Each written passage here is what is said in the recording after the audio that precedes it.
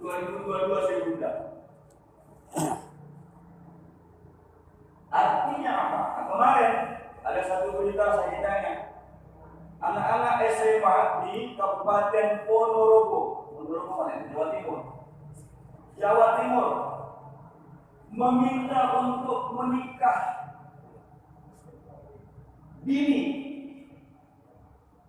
Betul ya? Bagaimana? Minta dispensasi untuk menikah di bawah usia 19. Artinya apa itu? Usia 16, 17, mereka minta menikah dini. Kenapa? Karena 70 sampai 80% anak-anak tadi meminta untuk dispensasi nikah awal karena mereka sudah hamil 2 nikah. Lalu saya ingin mengajak kita untuk mikir ini nggak boleh cuek. Orang bilang nggak boleh nggak open. Apa penyebabnya? Masing-masing nanya kita sendiri. Ini handphone ini Pak. Saya bisa pastikan paling lama 3 menit saya bisa dapat di sini tayangan yang nggak benar. Nggak sampai 3 menit per detik ini bisa kita akses. Capek Menko info ya untuk memblokir itu nggak bisa Pak. Jutaan loh. Yang bisa itu hanya diri kita. Maka saya sering bilang sama teman-teman di Wastia di mana-mana. Nanti pada saatnya Pak, kalau Bapak mau menerima karyawan, menerima pegawai, saya bisa jamin tidak akan lulus semua itu ketika dibuat. Pernahkah Anda, anak muda ini, pernahkah Anda mengakses film itu di handphone Anda? Jawabannya saya tidak pernah. Jadi kalau kita buat data Pak, kalau dia pernah kemudian tidak lulus, maka dipastikan tidak lulus. Artinya apa Pak? Bicara masjid tidak hanya bicara sholat, tapi bicara masjid adalah bicara pembinaan ke depan. Karena itu maka satu-satunya pertahanan umat Islam hari ini yang memungkinkan kita bisa solid, bisa bekerja sama, bisa saling merangkul adalah memfungsikan masjid.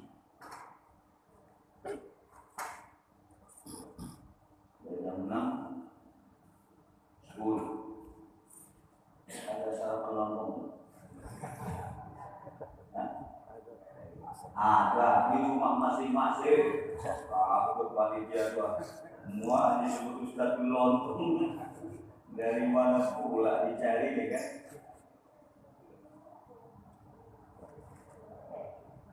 Yang kedua adalah Al-Qur'anu gharibun fi manzil qaumin la yaqra'una fi. Keanehan kedua adalah ada Al-Qur'an berada di rumah-rumah kamu, tetapi Al-Quran itu jarang dibaca. Bu, masih ada ngaji Quran habis maghrib Bu? Wasin santunan dewa asilah desa lamalikane minggapanmu wassalamu. Masih ada Bu?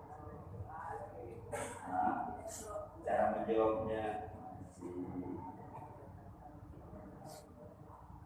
makanya ada kebijakan itu maghrib mengaji. Jadi saya kemarin Jakarta itu saya bersyukur televisi dimatiin semua karena tukar sekarang digital ya, dan yang balik kan belum ya kan, karena situ kalau beli box yang baru harga sekian. Saya bilang alhamdulillah kesempatan menutup televisi di rumah. Benar Pak, yang biasa punya televisi 2 sekarang cuma 1. Sekarang harus beli box yang baru 200.000, 300.000. Saya di rumah saya sejak dulu televisi ya ada televisi tapi jangan yang lain. Kebetulan ada momennya ya sudah. Tapi ternyata televisi sekarang tak tengok orang lain, kan sudah ada semua di sini. Bapak Ibu sekalian, apa yang ingin saya sampaikan? Ternyata penyebab kenapa Al-Quran itu sudah jarang kita baca, karena memang budaya itu secara perlahan-lahan sudah tinggal dan ditinggalkan. Alhamdulillah sekarang di masjid-masjid, di surau-surau ada TPA, Taman Pembacaan Al-Quran. Dan jumlahnya banyak kan? Banyak ya. Saya dulu Pak, kalau saya MDQ, itu yang pertama kita lihat peserta dari Tanjung Balai, dari Asahan, dari Langkat, dari Medan. Itu menjadi pesaing terbaik kita. Cuma saya nggak tahu kemarin Pak Kakang kemana bilang Tanjung Balai itu urutan ke-7. Kalau ada MDQ urutan ke-7. Dari 30 berapa kabupaten kota? 34. Jadi Tanjung Balai itu urutan ke-7 dari 34 kabupaten kota. Nah, ini tanggung jawab kita nih. Kalau dulu kan habis maghrib di rumah-rumah baca Quran. Dulu ada yang disebut dengan majlis qurra, majlis bacaan Al-Quran. Ada pelatihan qori-qori'ah, masih ada di sana. Kalau mau MDQ, saya ingin mengatakan begini. Keanehan ini membuat kita sekarang menjawab itu. Maka bersyukurlah kita sekarang banyak lembaga-lembaga tahfiz. Amin. Saya terkesan ketika menyaksikan seorang anak yang tunanetra di sebuah televisi. Namanya kalau nggak salah saya Naila, ingat saya nama. Allah takdirkan tunanetra, tidak matanya tidak berfungsi, tidak bisa melihat Al-Quran, tapi dia hafalannya sangat bagus. Ketika itu seorang bosnya, kalau saya nggak salah Irfan Hakim, mengatakan ini anak hafalannya, kemudian dipanggil orang tuanya, dihadirkan orang tuanya. Betapa terkejutnya kita, ternyata orang tuanya juga tunanetra. Allah. Apa yang menarik itu ketika ditanya oleh Irfan kepada ini Naila, andaikan Allah sembuhkan kamu punya mata, andaikan Allah sembuhkan kamu punya mata, bisa melihat. Pertanyaan saya, kira-kira apa yang kepengen kamu lihat ketika matamu sudah sembuh? Apa jawabannya? Al-Quran. Padahal kan orang tuanya ada tuh. Tapi yang dia jawab adalah, jika Allah sembuhkan dia punya mata, maka yang pertama ingin dia lihat adalah Al-Quran. Subhanallah. Sementara kita yang matanya masih bagus-bagus begini, kira-kira apa yang ingin kita lihat itu? Makanya saya ingin sampaikan sebuah hadis Rasulullah berkaitan dengan wa nunazzilu minal Qur'ani ma huwa shifaa'un wa rahmatun lil mu'minin. Allah turunkan itu Al-Quran menjadi obat dan rahmat. Diterjemahkan, dikaitkan oleh para ahli bidang kesehatan. Ternyata kalau ingin seseorang itu sehat, harus dosisnya cukup. Betul. Kalau bapak ke dokter, begitu ke dokter apa dikasih? Resep. Salah satu isi resep itu apa? Minum obat atau makan obat 1 kali, 3 kali sehari, 1 kali sehari. Betul. Itu apa namanya? Dosis. Kalau itu dilakukan, kita punya penyakit insya Allah sembuh. Betul. Ternyata Al-Quran bisa menjadi obat, bisa menjadi rahmat, obat secara fisik dan obat secara rohani ketika dosisnya kita ikutkan. Bagaimana dosis Al-Quran supaya kita sembuh, supaya kita punya mata rajin melihat Al-Quran? Ada sebuah hadis Rasulullah, khatimil Quran syahran wahidah. Khatamkan kamu itu Al-Quran satu kali satu bulan. Pak, satu kali satu bulan. Bu, satu kali satu bulan.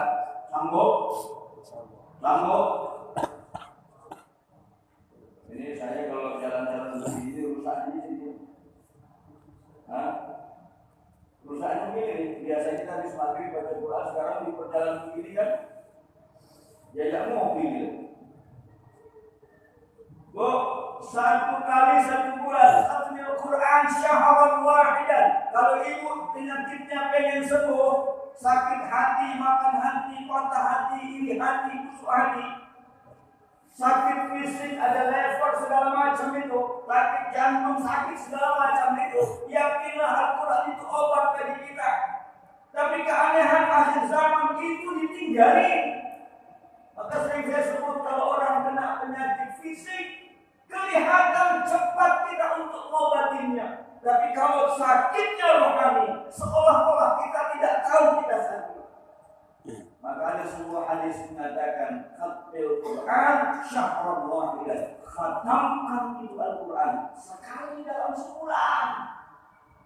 Al-Quran berapa juz, Ibu?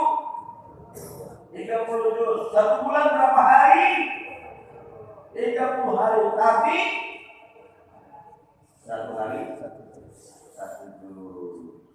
Ibu, bisa kita mulai hari ini satu hari satu juz? Bisa Bu ya. Saya mau nanya Ibu dulu, ketika Ibu hamil, ketika mengandung, Ibu baca Quran atau tidak? Surat apa yang Ibu baca? Surat Yusuf. Kenapa baca surat Yusuf, Bu? Supaya anaknya ganteng. Pertanyaan saya, begitu lahir anaknya ganteng apa tidak? Tergantung bapak emaknya siapa. Artinya apa? Begitulah dulu orang-orang tua kita, guru-guru kita, ulama-ulama kita, supaya anak itu sehat, supaya ibu itu dekat dengan Allah, supaya kita ini rajin kepada Al-Quran. Diberikanlah iming-iming, diberikanlah sesuatu yang membuat kita senang. Apa senangnya? Ibu pengen anak ganteng, pengen. Ibu pengen sehat, pengen. Ibu pengen anak dilahir cepat, pengen. Baca Al-Quran. Surat apa Pak Ustaz? Surat Yusuf. Kenapa surat Yusuf? Supaya anak ibu ini cantik, ganteng. Ini kan motivasi, ini kan dorongan, ini kan memberikan semangat. Padahal sebenarnya tujuannya apa? Supaya kita dekat dengan Al-Quran. Cuman sayangnya begitu anak udah lahir, Al-Quran ditinggal. Pas Ramadan, ketemu lagi Ramadan. Siapa yang menghatamkan Al-Quran, sekian pahalanya, berkali-kali sekian pahalanya. Maka Ramadan Al-Quran kembali dibuka. Habis Ramadan, wassalam. Karena itu hari ini saya ingin mengingatkan saya dan kita, kalau kita ingin merubah kehidupan kita, merubah kembali, merubah Indonesia, Al-Quran adalah satu hal yang tidak bisa dipisahkan dengan potensi masjid. Maka masjid dan Al-Quran, dua hal yang harus kembalikan kepada umat Islam.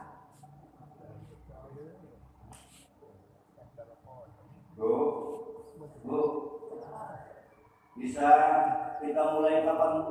Satu juz satu hari? Hari ini ya. Alhamdulillah.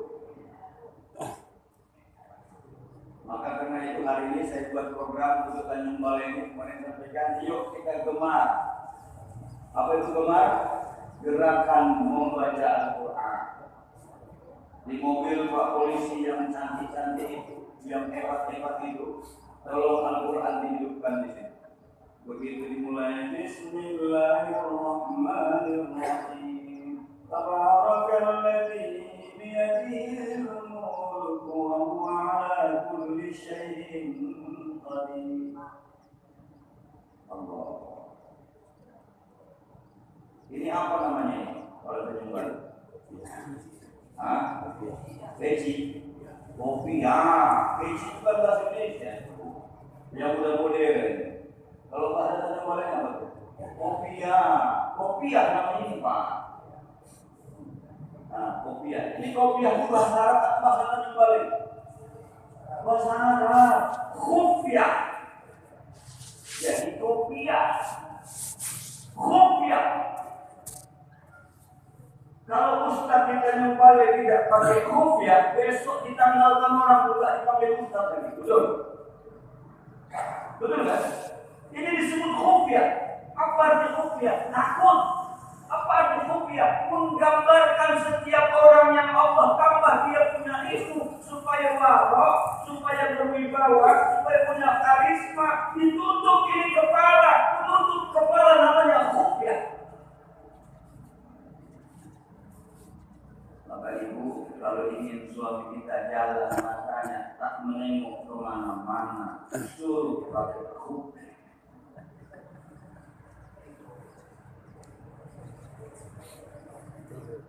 Saya bisa pastikan bapak jalan sama ibu ada anak garis lewat karena bapak pakai kopiah ditutupnya matanya. Begitulah Al-Quran. Ketika kita dekat dengan Al-Quran, ada perasaan malu dalam diri kita untuk tidak melakukan sesuatu yang tidak baik. Kenapa? Karena Al-Quran gemar gerakan baca Quran hidup dalam diri. Yang kedua, gempar gerakan menghafal Al-Quran. Di masjid kita sudah ada Al-Quran anak-anak santri? Ada ya? Alhamdulillah. Jadi ibu, andaikan kita pun tidak punya anak lagi yang gede-gede sudah semua, tidak pada anak kita hafal Quran, minimal anak cucu kita. Tidak pada cucu kita, minimal pada cici-cici kita. Karena itu ibu, di samping ibu berniat hari dimulai kepada Al-Quran, tolong anak-anakku, cucu-cucu kita, dekatkanlah mereka kepada Al-Quran. Amin. Amin ya Rabbal. Ingat Al-Quran itu adalah Rasul berjalan. Satu-satunya mukjizat yang Allah tinggalkan sampai hari ini adalah Al-Quran. Tidak ada pada agama lain, yang ada hanya pada Islam. Satu-satunya mukjizat yang Allah tinggalkan sampai hari ini adalah Al-Quran. Bapak, hanya Al-Quran. Satu-satunya mukjizat. Tahu itu mukjizat? Mukjizat sesuatu yang hanya diberikan kepada Rasul. Itu namanya mukjizat. Rasul sudah wafat, tetapi dia tinggalkan kepada kita itu Al-Quran. Laqad taraktu fiikum amrayn ma in tadillu abadan lam tamassaktum bihima. Kitab Allah wa sunnah Rasul. Rasul sudah wafat. Dia tinggalkan kita. Tetapi oleh-olehnya tidak dia ambil, tidak dia bawa apa itu? Al-Quran dan sunnah Rasulullah Sallallahu Alaihi. Nah, cukup dua ini. Saya ingin mengatakan dua ini dan kembali kita bicara masjid dan Al-Quran. Ingat Bapak terakhir saya ingin menyampaikan begini. Rasul ketika berada di Makkah tidak bicara sholat, tidak bicara puasa, tidak bicara zakat, tidak bicara haji, karena perintahnya memang belum diturunkan ketika di Makkah. Perintah sholat, perintah zakat, perintah puasa, perintah haji itu setelah pindah ke Madinah. Lantas di Makkah memperbaiki apa? Akhlakul karimah. Jadi yang datang hari ini, saya berharap inilah duta perbaikan akhlak di Tanjung Balai. Pak Kapolres dengan jabatannya akan membuat insya Allah Kamtibnas, membuat masyarakat untuk patuh hukum, membuat masyarakat untuk mendekatkan dirinya kepada akhlak. Kita dengan kewaraan kita, dengan ibadah kita, dengan kedekatan kita sama masyarakat, yuk kita bergandeng bahu untuk memperbaiki generasi kita. Karena kalau generasi kita akhlaknya rusak, bayangkan bagaimana Indonesia 10-20 tahun akan datang. Tetapi ketika anak-anak sekarang kita latih dengan Al-Quran, kita hafalkan ke mereka Al-Quran, dekat dengan masjid, Indonesia Emas 2045 akan datang. Saya hitung-hitung Pak, mungkin kita tidak hidup zaman itu lagi. Tetapi ketika Indonesia 2045 akan datang, anak kita yang sekarang umurnya 10 tahun, maka pada saat itu mereka sudah berumur, misalnya 25 tahun akan datang. Di saat itu dia sudah sarjana. Yang kelahiran tahun 2000 anak kita, pada saat itu dia berumur 45 tahun. Dia sudah Al-Qurannya bagus. Dia sudah dekat dengan masjid. Pada saat itu usianya 45. Bisa jadi dia menjadi Kapolres, bisa jadi dia menjadi bupati, bisa jadi menjadi presiden. Pada saat itu negeri ini dipegang oleh orang-orang yang dekat dengan Al-Quran dan masjid. Kita bisa bayangkan bagaimana Indonesia emas kalau akhlak yang sekarang tidak kita perbaiki. Terakhir pesan saya, tidak boleh cuek. Cuek itu artinya apa? Enggak boleh mendiamkan kemaksiatan yang terjadi di sekitar kita. Tetapi jangan hakim sendiri. Jangan pula mentang-mentang begini, begitu lihat besok ada maling, lihat pukul mati jadi urusan pula. Pukul sedikit, pegang masukkan ke Kapolres. Itu betul. Kalau ada orang yang ketangkap berzina dulu itu diarak di kampung, benar kan? Lalu sekarang ini ada istiadat menghidupkan supaya ada efek jerahnya. Kalau sekarang kan dijamin, sehingga anak-anak kita, generasi kita menganggap ini biasa-biasa. Ini ada istiadat kita hidup. Itu harus ada efek. Terakhir sekali Rasul ketika di Makkah itu ada 2 pendukungnya. Siapa itu? Yang luar biasa. Ketika itu wafat, Rasul pindah ke Madinah. Pertama adalah Ummi Khadijah. Ibu Ummi Khadijah itu apa yang paling luar biasa? Ada satu ibadah Ummi Khadijah yang diceritakan dalam sebuah kitab bahwa Ummi Khadijah sebelum tidur malam dia selalu mencium tangan suaminya Rasulullah Sallallahu Alaihi Wasallam. Ingat bapak usia Ummi Khadijah 15 tahun lebih tua dari Rasul. Dia cium, ya Rasulullah, andaikan aku ditakdirkan mendahuluimu, maafkan semua kesalahan-kesalahanku. Kira-kira bapak ada nggak ibu-ibu istri kita sebelum tidur malam mencium tangan kita? Bu, mulai malam ini boleh Bu, sebelum tidur nanti malam ada maaf yo, kenapa? Tadi mengajar di suku Ustaz bilang, siapa tahu besok meninggal juga, maaf ya. Kata suaminya, yes, itu yang saya tunggu-tunggu. Ibu Ummi Khadijah itu wafat di usia Rasul 50 tahun. Ummi Khadijah wafat. Siapa itu Ummi Khadijah? Yang membackup dari sisi keuangan, dari sisi finance untuk perkembangan dakwah. Siapa lagi setelah itu? Abi Thalib.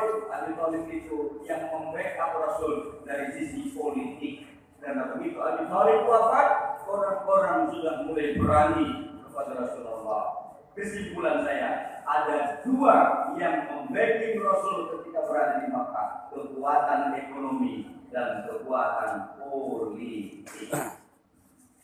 Jadi, kalau umat Islam pengen menjadi sesuatu yang hebat ke depan, secara ibadah hidupkan komunitas masjid, secara ibadah hidupkan visual Quran. Tetapi pada sisi untuk kepentingan umat secara umum, umat Islam harus menguasai 2 hal, kekuatan ekonomi dan kekuatan politik. Kalau 2 kekuatan ini tidak kita miliki, kita akan berada hanya di dalam masjid teriak-teriak, tidak bisa merubah di sekitar ini. Paham? Paham? Karena itu di tahun politik jangan umat Islam berantem gara-gara partai sehingga ukhuwah kita pecah. Saya ingin umat Islam bersatu, negeri ini tetap kita bersatu, kita jaga itu semua. Masalah pilihan boleh berbeda-beda, tapi sebagai umat Islam yang terbaik, saya ingin sampaikan sebuah doa. Rabbana hablana min azwajina wa dzurriyyatina qurrata a'yun. Ujungnya apa? Waj'alna lil muttaqina. Betul? Betul doa itu? Tidak mungkin kita mendapatkan pemimpin yang bertakwa kepada Allah kalau tidak dipilih oleh orang-orang yang bertakwa. Itu makna ayat. Tidak mungkin kita mendapatkan pemimpin yang benar-benar bertakwa kepada Allah kalau tidak dipilih oleh orang yang bertakwa. Karena itu kenapa pengajian subuh dibuat begini, supaya ketakwaan kita hidup. Dengan demikian, kalau orang-orang yang bertakwa ini bersatu, maka dia pasti mencari pimpinannya adalah orang yang benar bertakwa. Terima kasih, mohon maaf saya hanya 2 saya sampaikan, 4 lagi silakan dicari dalam hadis. Mudah-mudahan ketemu lagi. Nasrul minallah wa rahmatullahi wa basyiril mu'minin wa billahi taufiq wal hidayah. Wassalamualaikum warahmatullahi wabarakatuh.